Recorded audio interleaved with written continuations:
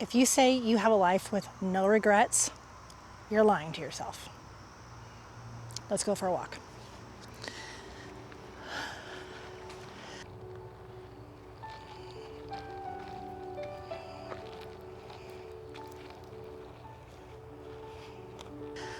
I had a different video in mind for today. Monique here, Silver Paw Studio and Pro Pet Photog.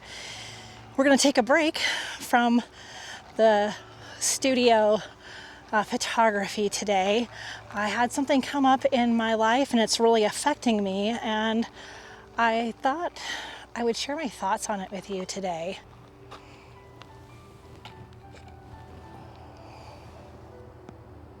We have to leave suddenly on a flight tomorrow morning. And it really got me thinking, and it really has been affecting me all week. I'll get to where we're going in a second, but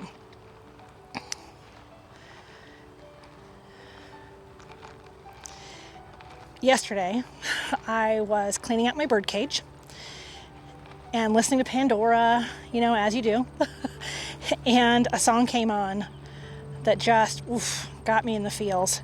It reminded me of a time that was really difficult when my kids were young. And whenever I would hear that song, it reminds me of those times and the regrets I have about some of the things that happened during that time.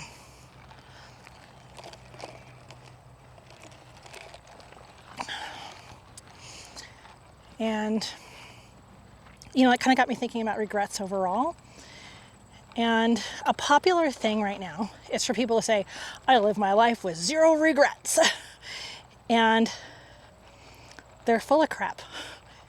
We have maybe a little bit of a society that says we have to be perfect all the time, and these aren't mistakes, these are learning opportunities, which is true. I always think of mistakes and regrets as learning opportunities for sure. But to say that you live a life with no regrets, I think is dangerous. I think it's dangerous for you, and I think it's dangerous for your community and for the world, honestly. To say that you have no regrets is a lie, and it's dangerous. So if we tell ourselves that we have no regrets, that means that we're also saying we have no mistakes and there's nothing that we need to change and that we're perfect. And on a personal level, that's dangerous. On a global level, it's destructive and hurtful. I think of a lot of things that happen in the world, like racism. And if we say we have no regrets, then we're not learning, we're not doing better, right? So even if our regret was from a previous generation, it's still regrets. Is it a mistake? Yes. But I think taking that responsibility and just saying, it was a mistake, but I also really regret it. You're going to learn a lot more if you internalize it like that. Let me set my coffee down. Kind of on this side trail, out of the way of joggers and bicyclists.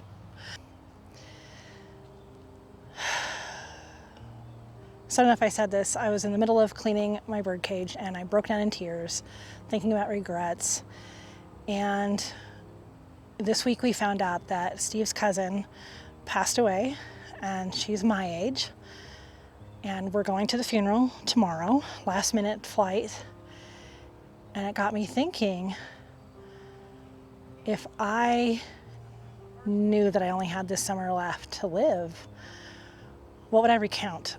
What kind of regrets might I have? What kind of things would I wish I'd have done? What kind of things would I wish I'd have said? What else would I do with that time? However I physically could. What would I do? And that sent me on a little bit of a spiral of the regrets I've had in my life, with raising my kids, or the big things like that, but also little things like that dumb thing I said last week. Oh my gosh, why did I say that? If I'd only had a second chance to replay that conversation. And that's, an embarrassment, a mistake, a regret. And I think go ahead and own that you have regrets. You're gonna have regrets. and recognize them and say, okay, what can I do moving forward?